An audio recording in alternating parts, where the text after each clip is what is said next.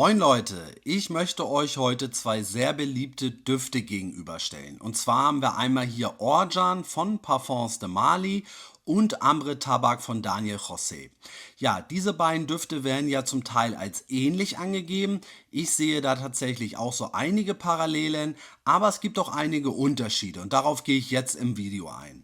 Ich habe auch ganz klar einen Favoriten und welcher das ist, das erfahrt ihr jetzt im Laufe des Videos.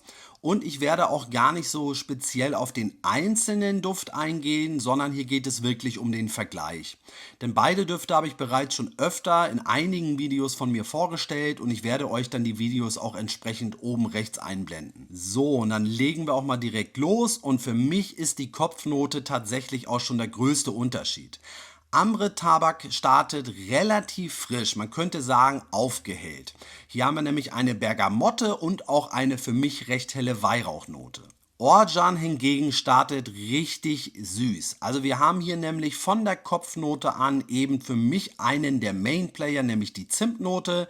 Ich sagte es schon in dem anderen Review, dass Orjan für mich halt ein sehr zimtlastiger Duft ist. Und zu der Zimtnote nehme ich auch richtig viel Honig wahr. Das heißt, der Start ist eben wirklich zimtlastig und dazu wirklich süß. Und Ambre Tabak im Vergleich dazu ist einfach, ja, frischer und für mich eben aufgehellt. Und obwohl die Kopfnoten relativ unterschiedlich sind, finde ich trotzdem, dass man herausriecht, dass beide Düfte halt so in die gleiche Richtung gehen. Im weiteren Duftverlauf wird Ambre Tabak für mich etwas Patchouli-lastiger. In beiden Düften haben wir eben Patchouli als Duftnote. Ich finde aber, dass in Ambre Tabak die Patchouli-Note ja deutlich präsenter ist. Und neben der Patchouli-Note nehme ich in Ambre Tabak auch richtig viel Sandelholz wahr.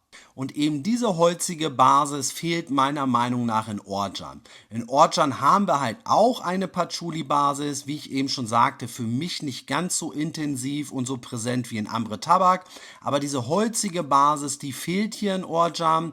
Dafür haben wir aber eben richtig viel Zimt und auch Honig. Das heißt, für mich ist Orjan bis hierhin ja auch tatsächlich einen Ticken süßer und eben auch etwas würziger. Und im weiteren Duftverlauf werden sich die beiden Düfte dann meiner Meinung nach auch immer ähnlicher. Beide Düfte haben dann noch Vanille und Tonkabohne angegeben und das riecht man auch heraus. Also beide Düfte werden tendenziell einfach nochmal etwas süßer und es schwingt eben auch so eine Vanillenote mit. Ja, und abschließend haben wir dann noch einen ganz kleinen Unterschied, denn wir haben in Ambre Tabak eine ganz feine Tabaknote.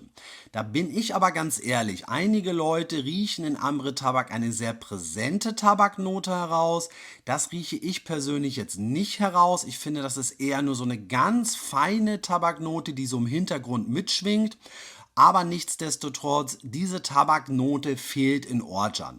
Das macht jetzt meiner Meinung nach keinen großen Unterschied aus, aber es ist eben ein kleiner Unterschied. So, dann auch noch mal etwas zu der Haltbarkeit. Da muss ich sagen, dass ich da keine so großen Unterschiede sehe. Also beide Düfte habe ich auch schon länger und entsprechend auch schon öfter getragen. Manchmal hatte ich das Gefühl, dass Ambre Tabak besser performt. Manchmal wiederum dachte ich, dass Orjan etwas länger hält.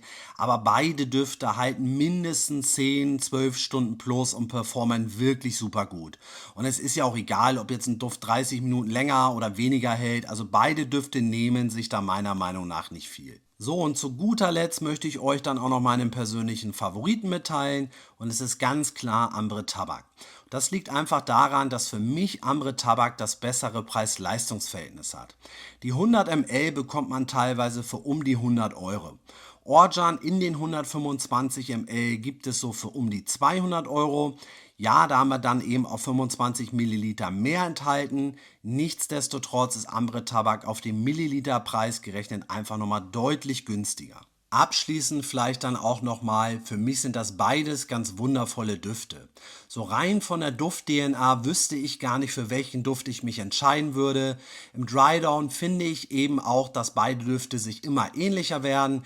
Das bessere Preis-Leistungs-Verhältnis hat für mich aber ganz klar Ambre Tabak. Ja, dann bin ich auch durch für heute. Du kannst ja gerne mal kommentieren, welchen Duft du bevorzugst. Sag ich danke, dass du hier warst. Bleib gesund und munter und bis demnächst.